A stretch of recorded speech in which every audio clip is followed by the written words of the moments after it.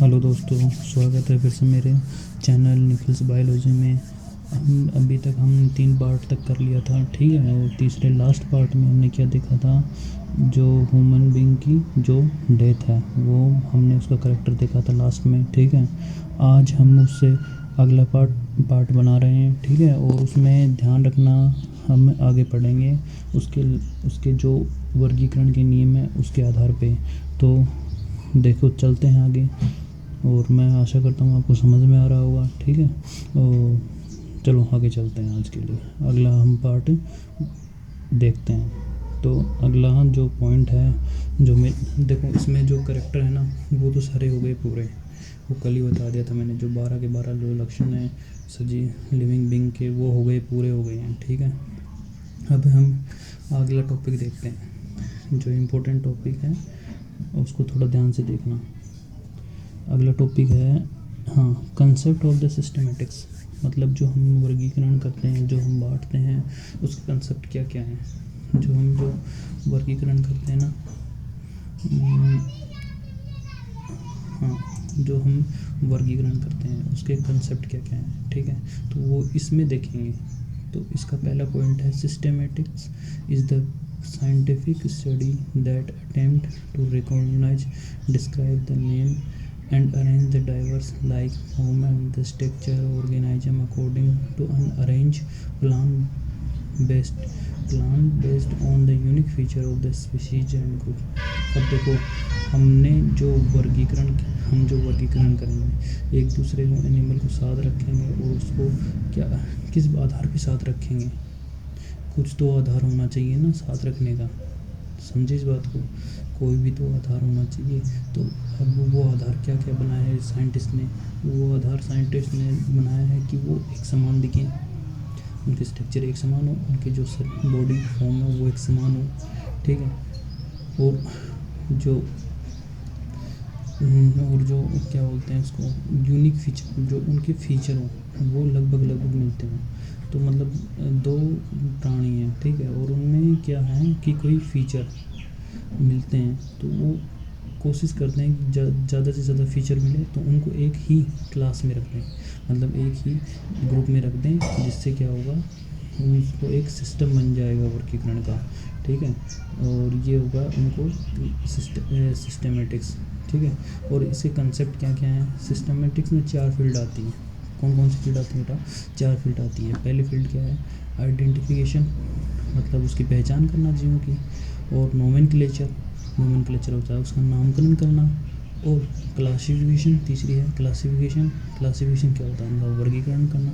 Taxonomy भी उनको लगभग, इसके टैक्सोनॉमी क्लासिफिकेशन लगभग सेम है। तो क्या होता है टैक्सोनॉमी में, क्या होता है उनका वर्गीकरण करना, या उनको किसी भी बेस पे उनको अलग कर लेना। ये चौथा पॉइंट है, ठीक है। फोर्थ पॉइंट है, ठीक है। अब इनको एक एक करके देखेंगे हम। पहला पॉइंट है आइडेंटिफिकेशन। अब ये आइडेंटिफिकेशन क्या होता है? पहचान करना क्या होता है? It is aim to find the correct name and the proper position of an organism in already stabilised plan of the classification. इसका मतलब क्या होगा? जो देखो फिर से देखते हैं। It's aim to find correct name and the proper position of the organism stabilise and plan of classification. जो हम प्लान बना रहे हैं क्लासिफिकेशन का, तो आइडेंटिफिकेशन क्या करेगा, उसकी जो पहचान क्या करेगी, उसको सही जगह पर रखने में हमारी हेल्प करेगी, कि हम उसको किस ग्रुप में रख दें ताकि हमें आसानी से पहचान हो सके उसके गुणों की, है ना, और लक्षणों की। और हम ये पता कर सकें कि किस दूसरे जंतु के साथ सिमिलरिटी दर्शा रहा है, ठीक है, सिमिलरिटी शो कर रहा है किसी दूसरे जंतु के साथ। अगला पॉइंट देखते हैं। This is done by the examining it's morphological external and anatomical internal characters. इसका मतलब क्या होगा? ये जो आइडेंटिफिकेशन है किस आधार पे किया जाएगा? मॉर्फोलॉजिक जो करेक्टर होते हैं, वो मॉर्फोलॉजिकल मतलब जो एक्सटर्नल करेक्टर होते हैं, कैसा दिखाई दे रहा है, कैसे लक्षण हैं, कैसी शेप है उसकी, ठीक है, समझे। ये सब के सब लक्षण किस में आएंगे? मॉर्फोलॉजिकल में आएंगे। दूसरा है एनाटॉमिकल। एनाटॉमिकल, ठीक है। एनाटॉमिकल क्या होता है? एनाटॉमिकल होता है उसके अंदर की संरचना। अब हम बाहर बाहर का थोड़ी देख के बता देंगे कि हाँ भाई ये दोनों मतलब सेम है, नहीं। उसके लिए हम एक चीज़ और यूज़ करेंगे, एनाटॉमिकल मतलब उसके एक्सटर्नल फीचर भी देखेंगे, एक्सटर्नल पार्ट भी देखेंगे कि हाँ कि ये भाई ये दोनों सेम है, ये लुक लाइक सेम, लगभग समान दिखाई दे रहे हैं। समझे इस बात को? तो ये बात है कि मतलब अगर समान दिखाई दे रहे हैं या लगभग समान है तो उनको एक साथ रखने की कोशिश करते हैं, ठीक है। तो ये होता है काम होता है आइडेंटिफिकेशन का। अगला पॉइंट है identification is done by with the help of the biological की। अब ये हम बायोलॉजिकल की बाद में पढ़ेंगे, लेकिन ये बायोलॉजिकल की के द्वारा आगे जब पार्ट जो यूनिट चलेगी ना तो बायोलॉजिकल की अपना पॉइंट है, ठीक है, उसमें पढ़ लेंगे। तो देखो जो आइडेंटिफिकेशन है तो उसके कुछ मतलब की होते हैं, ठीक है, जो बायोलॉजिकल की कहलाती हैं। इसके द्वारा ही हम किसी भी सजीव की क्या करते हैं, आइडेंटिफिकेशन करते हैं। समझे इस बात को? ठीक है, अब आगे चलते हैं। दूसरा हमने पहला पढ़ लिया आइडेंटिफिकेशन, दूसरा है क्लासिफिकेशन। क्लासिफिकेशन क्या होता है? मोर देन क्लासिफिकेशन मतलब वर्गीकरण, इसका हिंदी अर्थ होता है वर्गीकरण, वर्ग में बांट देना, ठीक है। अब पहला पॉइंट है more than 1.2 million type of the animal, near about 0.5 million type of the plant already have identified and name and describe. इसका मतलब क्या हुआ? लगभग 1.2 मिलियन एनिमल क्या कर लिए गए हैं, डिस्क्राइब कर लिए गए हैं, उनको खोज लिया गया है। और लगभग 0.5 million type of plant describe मतलब उनकी खोज कर ली गई है। लेकिन क्या सभी, देखो ध्यान से देखो इस चीज़ को, क्या पृथ्वी पर जो सजीव उत्पन्न हुए हैं, क्या हमने सभी सजीवों की आइडेंटिफिकेशन कर लिया? हम नहीं कर पाए। कुछ तो ऐसा होता है कि कुछ ऐसे सजीव होते हैं जिनकी हम आइडेंटिफाई करने से पहले ही वो लुप्त हो चुके हैं। समझे इस बात को? उनकी संख्या तो, और कुछ सजीव ऐसे उनकी संख्या लगातार घटती जा रही है। अगर हम उनको आइडेंटिफाई नहीं कर पाए तो हम उसको पहचान ही नहीं पाएंगे कि ऐसा कुछ सजीव जिससे ये अर्थ पे था। समझे इस बात को? तो ये होता है। अब जैसे कि डायनासोर थे, डायनासोर लुप्त हो गए, तो एक नहीं लुप्त हुए, तो उनकी अब हम जो एक्सकलेशन है, जो मतलब उसका जो उनकी हड्डियाँ वगैरह हैं, कंकाल मिलते हैं, ठीक है, उसके आधार पे ही हम कुछ थोड़ा बहुत आइडिया लगा सकते हैं। वो एक बढ़िया, मतलब बढ़िया तो क्या बताएं, वो एक नाइस स्पीसीज़ थी। बहुत सी नाइस स्पीसीज़ आज के टाइम पे नहीं है। और ज़्यादातर जो ह्यूमन बीइंग कर रहे हैं, जो पोल्यूशन फैला रहे हैं, उसके कारण, उसकी एक्टिविटी के कारण, जैसे कि ट्री कट कर रहे हैं, पेड़ काट रहे हैं, उसकी एक्टिविटी के कारण मैनी थिंग, मतलब बहुत सारे सजीव हम डिस्कवर करने से पहले ही हम उनको खो देंगे। समझ रहे हो इस बात को?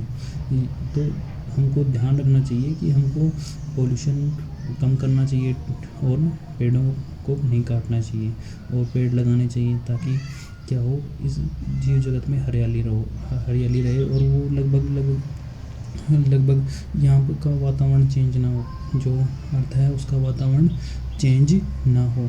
तो इससे क्या हुआ, उससे एनवायरनमेंट चेंज होगा। तो मैंने बताया था कि कुछ स्पीसीज़ उसके साथ डेवलप कर लेंगी और कुछ स्पीसीज़ वो डेवलप नहीं कर पाएंगी, और अडेप्शन नहीं कर पाएंगी तो वो मारी जाएंगी, ठीक है। वो आसान सा नियम है, नेचर सिलेक्शन रूल, और उसमें अगर वो सेलेक्ट नहीं हो पाई तो वो मारी जाएंगी।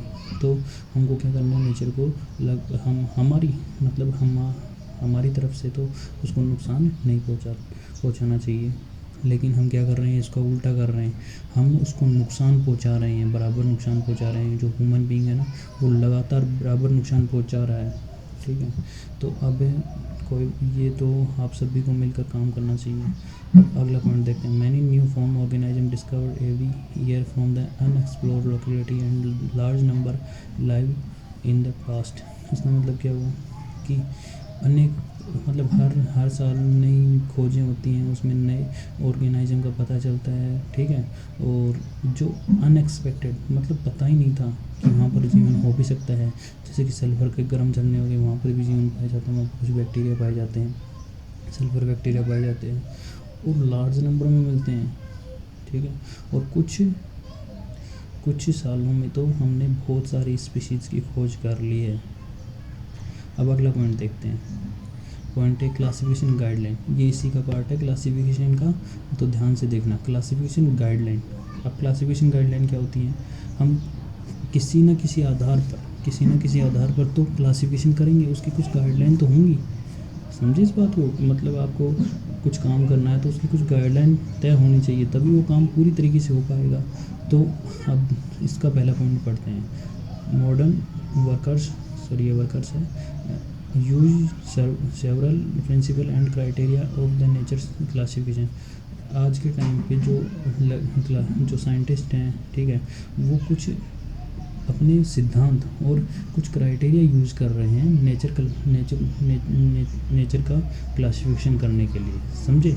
जो मॉडर्न, जो आज के टाइम के जो साइंटिस्ट हैं, ताकि, और ये मतलब एक आधुनिक, ये जो मॉडर्न क्लासिफिकेशन है ये एक सटीक क्लासिफिकेशन है, ठीक है, राइट क्लासिफिकेशन है। और मतलब जैसे जैसे हम आगे बढ़ रहे हैं, हमारा जो काम है, हमारा जो क्लासिफिकेशन का तरीका है वो भी इम्प्रूव होता जा रहा है। अब अगला पॉइंट देखते हैं। This classification include morphological, anatomical, evolutionary history, cell structure, life process, reproduction, behaviour and biochemistry. इसका मतलब क्या हुआ भाई? तो इस क्लासिफिकेशन की गाइडलाइन में हम क्या क्या आती हैं? एक तो मॉर्फोलॉजिकल, मतलब अभी बता दिया था, एक्सटर्नल जो स्ट्रक्चर होगी, एनाटॉमिकल जो इंटरनल स्ट्रक्चर होगी, एवोल्यूशनरी हिस्ट्री मतलब वो किस चीज़ से उद्भव हो के आया, उसका जो पूर्वज थे वो कौन थे, सेल स्ट्रक्चर उसका जो बॉडी बनी हुई है उस सेल की स्ट्रक्चर कैसी है, ठीक है, या कुछ मतलब पीछे या किसी दूसरे जीव से मैच करती है। लाइफ प्रोसेस, कैसे अपना जीवन जी रहा है, उसकी लाइफ में कैसी कैसी स्थितियाँ पैदा हो रही हैं, ये होगा लाइफ प्रोसेस। रिप्रोडक्शन, वो किस तरीके का से रिप्रोडक्शन कर रहा है, सेक्सुअल रिप्रोडक्शन कर रहा है, एसेक्सुअल रिप्रोडक्शन कर रहा है, ठीक है, ये होगा रिप्रोडक्शन। बिहेवियर मतलब उसका व्यवहार क्या है, एंड उसका व्यवहार क्या है, और उसका बायोकेमिस्ट्री मतलब उसके इंटरनल जो केमिकल हैं, एंजाइम हैं, वो किस प्रकार के हैं, मेटाबॉलिज्म किस प्रकार से होता है। तो ये इसके क्लासिफिकेशन की कुछ गाइडलाइन होगी। हमको अभी इस जो आपकी 11th तक है ना, तो वो बस कुछ थोड़ा बहुत पढ़ना है। अब आगे जब आप आगे जैसे बढ़ोगे ना, अगले जो हायर क्लास में जाओगे, उसमें डिटेल में सब कुछ दिया होगा। अब अगला पॉइंट देखते हैं। पॉइंट बी, क्लासिफिकेशन का point B, interpretation of the characteristic मतलब उस लक्षणों का बंटवारा कैसे होगा। It is keystone of the classification, यह एक प्रकार का मील का पत्थर है क्लासिफिकेशन का, ठीक है। और अगला पॉइंट है, every organism has primitive character each which have not change from its remote area, some derivative character which involve more recently. इसका मतलब क्या हुआ भाई कि कुछ जो जीव होते हैं ना, उसमें कुछ ऐसे लक्षण होते हैं, वो उस किसी भी एरिया में चले जाएं, वो कभी भी चेंज नहीं होंगे। समझे इस बात को? तो वो उसके प्राइमरी लक्षण कहलाते हैं। कौन से लक्षण कहलाएंगे प्राइमरी? जो मतलब उस एरिया में या किसी भी एरिया में, किसी निश्चित एरिया में रहेगा, तो उसके मतलब कभी चेंज नहीं होंगे। समझे इस बात को? तो वो होंगे इसके प्राइमरी लक्षण।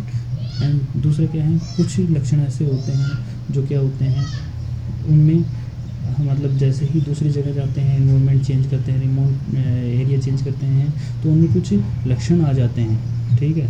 और ये क्या होंगे, लक्षण रिसेंटली पैदा होंगे, कुछ समय पहले ही पैदा होंगे। और जबकि प्रिमिटिव कैरेक्टर होते हैं वो बहुत समय पहले पैदा हो चुके होते हैं। समझे इस बात को?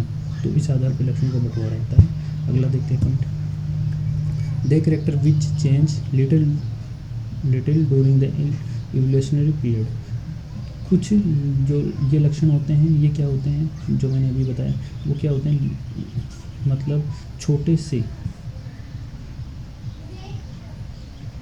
मतलब छोटे से उद्भवित काल में, एवोल्यूशनरी पीरियड में ही उत्पन्न होते हैं, ठीक है। और अगला पॉइंट है they are usual define the various taxa. अब इसका टेक्सा तो मतलब आपको पता होगा टेक्सा क्या होता है। टेक्सा हर एक जंतु होता है, कुत्ता भी होता है, बिल्ली भी होता है, हर एक जंतु को हम टेक्सा कह सकते हैं।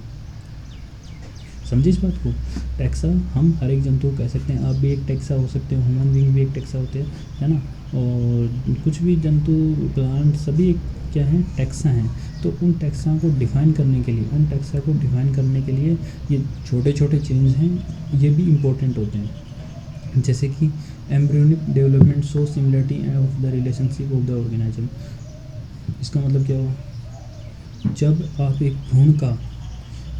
भ्रूण को देखोगे, जब जैसे कि भ्रूण बनता है तो वो विकास की सभी प्रावस्थाओं को पार करते हुए हम एक प्रकार से देख सकते हैं कि डेवलपमेंट कैसे हुआ है। यहाँ पर पृथ्वी पर या अर्थ पर डेवलपमेंट कैसे हुआ है वो हम देख सकते हैं।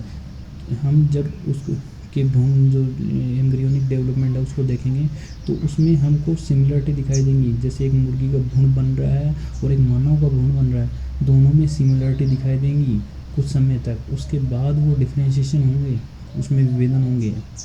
समझे इस बात को? वो फिर डिफरेंट हो जाएंगे, लेकिन एक सर्टेन टाइम तक वो सिमिलर दिखाई देंगे। तो ये क्या होगा? सिमिलरिटी हो गई। अब अगला पॉइंट है, ध्यान रखना ये इम्पोर्टेंट है थोड़ा सा, होमोलॉजी। क्या है होमोलॉजी? इसका मतलब क्या हुआ? It's mean they are organs similar internal structure and development in origin but functionally the work different. इसका मतलब क्या हुआ? जो ओरिजिन में, मतलब जो उद्भवन में तो समान है, उसके अंदर की संरचना भी समान है, सब कुछ समान है, ठीक है। और जो डेवलपमेंट है उसका वो भी समान है, सब कुछ समान है, लेकिन वो काम अलग अलग तरीके से करते हैं। इसका उदाहरण बता सकते हो आप? इसका उदाहरण बताओ। इसका उदाहरण है, एक तो आप, हाँ अब आगे लिखा भी हुआ है तो आसानी से देख सकते हो आप। तो हम उसका उदाहरण अभी सुन लो। वहाँ पे एक तो ह्यूमन बीइंग के जो आगे के अपने हाथ हो गए, पक्षियों के जो पंख हो गए, और जो व्हेल होते हैं, सील मछली होती है, उसके फ्लिपर हो गए, ठीक है। ये क्या होते हैं? इनकी जो इंटरनल स्ट्रक्चर होती है ना, वो समान होती है। क्या होती है? समान होती है। उसमें वो रेडियसल ना पाई जाती है, ह्यूमरस पाई जाती है, और ये मतलब अस्थियाँ समान पाई जाती हैं, लेकिन उनका काम अलग अलग है। कैसे? जो मछली होगी, उसके जो फ्लिपर होंगे वो तो तैरने के काम आएंगे। जो बर्ड होगा वो उसके जो पंख है वो उड़ने के काम आएंगे। और ह्यूमन के जो 4 लेग हैं, हाथ हैं, वो किसी चीज़ को पकड़ने के काम आएंगे। इसको तो आप अच्छे से जानते हो, ठीक है। तो ये हो गया भाई होमोलॉजी। इसका मतलब क्या हुआ? देखो, इसका मतलब ये हुआ कि कुछ जीव ऐसे हैं जो अलग अलग डिफरेंट, मतलब वो सिमिलर थे, लेकिन अलग अलग प्रकार के एनवायरनमेंट में जाने के बाद उनमें एवोल्यूशन हो गया। और जो अलग अलग एनवायरनमेंट में जाने के बाद उनमें एवोल्यूशन हुआ। एवोल्यूशन से क्या हुआ? एवोल्यूशन से जो अंग थे वो रहे तो सिमिलर, मतलब इंटरनल स्ट्रक्चर तो सिमिलर रही, लेकिन वो क्या हुए? एवोल्यूशन के द्वारा एक नई फॉर्म में, मतलब उसका जो फंक्शन है वो बदल गया। एवोल्यूशन के द्वारा उसका फंक्शन बदल गया। तो ये होता है होमोलॉजी। और इसका जस्ट उल्टा एनालॉजी। क्या है? एनालॉजी क्या होता है? एनालॉजी बताइए क्या होता है? एनालॉजी इसका जस्ट उल्टा होगा। और देखो, होमोलॉजी को क्या कहते हैं? समजात, ठीक है, ये होगा समजात। अब एनालॉजी क्या होता है? It is development similar adaptation by the organism ancestries, मतलब इसका होता है वंशावली, in the response to the similar environment condition. इसका मतलब क्या हुआ कि अलग, वो देखो उसमें तो क्या हुआ था, होमोलॉजी में तो क्या हुआ था? होमोलॉजी में हुआ ये था कि जो एक ही प्रकार की जो लिविंग थिंग थे, ऑर्गेनिज्म थे, वो अलग अलग प्रकार के एनवायरनमेंट में गए और उसके साथ ढल गए, उनका फंक्शन बदल गया। एनालॉजी में क्या होगा? अलग अलग प्रकार के ऑर्गेनिज्म एक जगह आ जाएंगे, मतलब एक समान एनवायरनमेंट में आ जाएंगे, तो इसके आधार पर उनका भी फंक्शन बदल गया और फंक्शन बदला कैसे, वही उसका कारण क्या है, एवोल्यूशन। सही बात है, एवोल्यूशन ही उसका कारण है। समझे इस बात को। तो एवोल्यूशन इसका कारण है, तो इसका मतलब एनालॉजी में क्या होगा कि एक जगह आने के से उसके फंक्शन तो क्या हो गए, समान हो गए, लेकिन जो उसके मतलब पीछे के जो ऑर्गेनाइजम थे वो अलग अलग थे। अब इसका उदाहरण क्या है, fish and well. Fish, well को भी आप मछली मानते होंगे, मछली नहीं है वेल। वेल है एक वर्टिब्रेट, कशेरुकी, वर्टिब्रेट ग्रुप से आता है। जबकि फिश क्या होता है, फिश एक मतलब फिश के समान दिखाई तो देता है वेल, लेकिन वेल फिश नहीं है, उसकी बॉडी क्या है, वर्टिब्रेट की है। समझिए इस बात को, समझे ना। तो मतलब फ़िश और वेल समान नहीं है। फिश तो फिश और वेल समान नहीं है, अभी बताया। वेल वर्टिब्रेट ग्रुप से आती है, समझे। और ये हो गया एनालॉजी पूरा। अब उसमें क्या होगा, इसमें एनालॉजी में क्या होता है, वंशावली, मतलब उसका वंश तो समान होता है, और एक जगह आने के बाद उसके जो फंक्शन, सॉरी क्या हो गया, वंश अलग होता है लेकिन फंक्शन क्या हो जाते हैं, एक जगह आने पर, एक जगह इन्वॉल्वमेंट कंडीशन में आने पर क्या हो जाते हैं, जो फंक्शन है वो समान हो जाते हैं। जैसे कि वेल भी क्या होता है, वेल भी तैरने का काम करती है, तैरती है ना वेल। वेल भी तैर सकती है और फिश भी तैर सकती हैं, उनकी बॉडी स्ट्रक्चर भी लगभग समान दिखाई देती है। ठीक है, और अब अगला पॉइंट देखते हैं।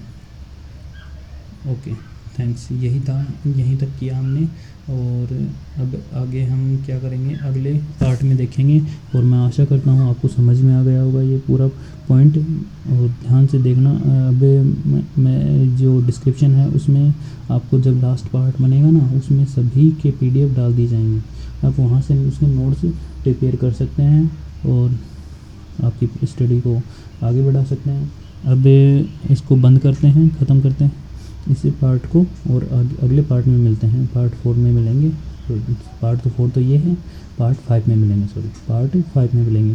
और आपको पता ही है क्या करना है, समझ में आ रहा है तो लाइक करना है, सब्सक्राइब करना है, और कमेंट में जो आपके क्वेश्चन है वो डाल देना, मैं आपको रिप्लाई ज़रूर करूँगा। ओके, चलो ठीक है बेटा, थैंक यू।